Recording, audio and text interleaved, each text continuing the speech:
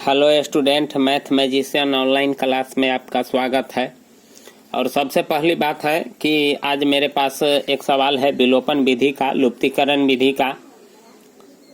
और आप वीडियो को अंत तक जरूर देखिएगा क्योंकि विलोपन विधि, लुप्तीकरण विधि बहुत ही मस्ट इम्पोर्टेंट होता है। इसको इंग्लिश में एलिमिनेशन कहते हैं। तो देखिए, सबसे पहली बात है कि आप कैसे इस सवाल को हल कर सकते हैं। तो मेरे पास है 3x - 2y = 12 और 4x - 5y = 16। तो देखिए, इसमें हम क्या करते हैं कि सबसे पहले जो मेरे पास समीकरण रहता है उसको पहला समीकरण मान लेते हैं और उसके बाद दूसरा समीकरण मान लेते हैं, ठीक ना। एगो को हम समीकरण 1 मान लिए और एगो को हम 2 मान लिए।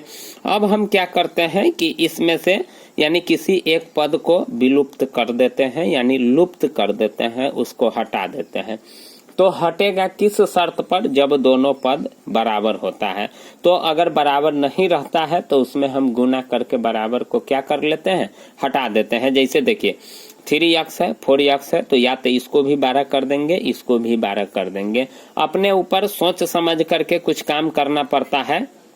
जैसे सबसे आसान तरीका है कि 12 और 12 यानी 4 से इसमें गुना कर देंगे, 3 से इसमें गुना कर देंगे, तो ये भी 4×3 = 12 या ये भी 12 हो जाएगा। या किसी का मर्जी होता है कि ना हम x वाले पद को नहीं हटाए, y वाले पद को हटाए, तो y वाले पद को भी हटा सकते हैं। तो इसमें क्या करते हैं कि इसमें भी हम बराबर करते हैं। तो देखिए, यहाँ हम इसको 10y कर देंगे, इसको भी 10y कर सकते हैं। तो अक्सर हम मध्य पद को हटाते हैं, तो वही काम करते हैं। देखिए, इसमें हम 5 से गुना कर देते हैं और इसमें 2 से गुना कर देते हैं। तो यहाँ हमको लिखना पड़ता है समीकरण 1 में 5 से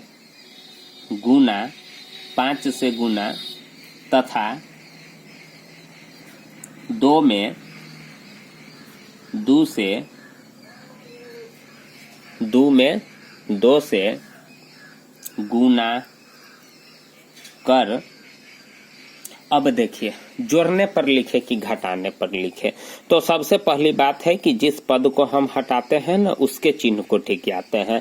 अगर स्टूडेंट समान चिन्ह रहे, समान का मतलब होता है जैसे यहाँ भी प्लस रहे, यहाँ भी प्लस रहे, या माइनस रहे, तो हम लिखते हैं घटाने पर। अगर असमान चिन्ह रहेगा तो लिखेंगे जोड़ने पर। जैसे देखिए, हम y वाले पद को हटा रहे हैं तो दोनों का चिन्ह समान है, तो यहाँ हमको क्या लिखाएगा, घटाने पर लिखाएगा। समान चिन्ह रहता है तो घटाने पर, ठीक ना, गुना कर घटाने पर। तो सबसे पहले जिस संख्या से गुना करते हैं ना, तो उसके तीनों पद में गुना करते हैं। तो यहाँ भी तीनों पद में गुना करेंगे तो 5×3 = 15x -5 दूना 10y = 12×5 = 60। अब यहाँ भी 2 से इसके दोनों टर्म में गुना करेंगे तो 2 चौके 8x - 10y = 16 दूना 32। अब देखिए, घटाने पर लिखे हैं तो बाद वाला व्यंजक का साइन चेंज न करते हैं।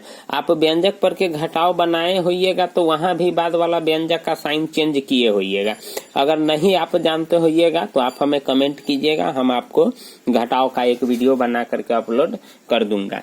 तो यहाँ भी देखिए, यहाँ यानी बाद वाला व्यंजक का साइन चेंज होगा। प्लस जो है वह माइनस हो जाएगा, जो माइनस है वह प्लस हो जाएगा, प्लस है जो माइनस हो जाएगा, तो यह कट जाएगा। अब 15 में से 8 जाएगा तो कितना होगा, 7x बराबर, घटाइए 10 में से 2 गया तो 8 और 5 में से 3 जाएगा तो 2 होगा। अब देखिए, एक तरह से समीकरण बन गया 7x = 28।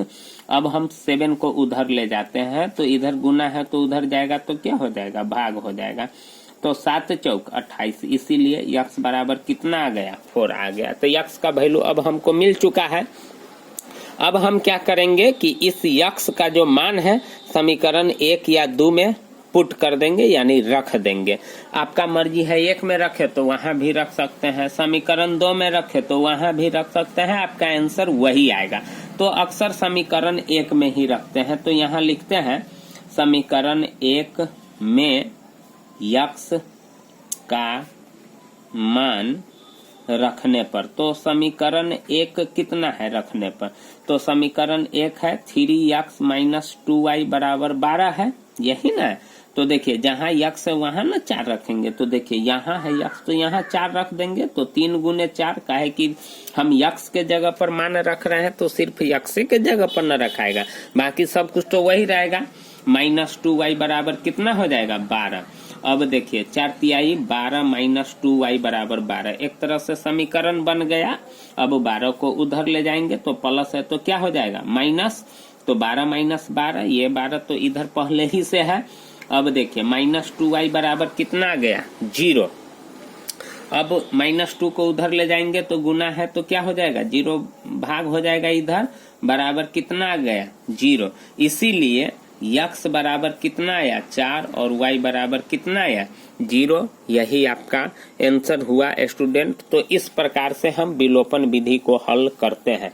तो स्टूडेंट अगर आप समझ गए होइएगा तो वीडियो को यानी लाइक कीजिएगा, कमेंट कीजिएगा और चैनल को भी सब्सक्राइब कीजिएगा। थैंक यू, धन्यवाद।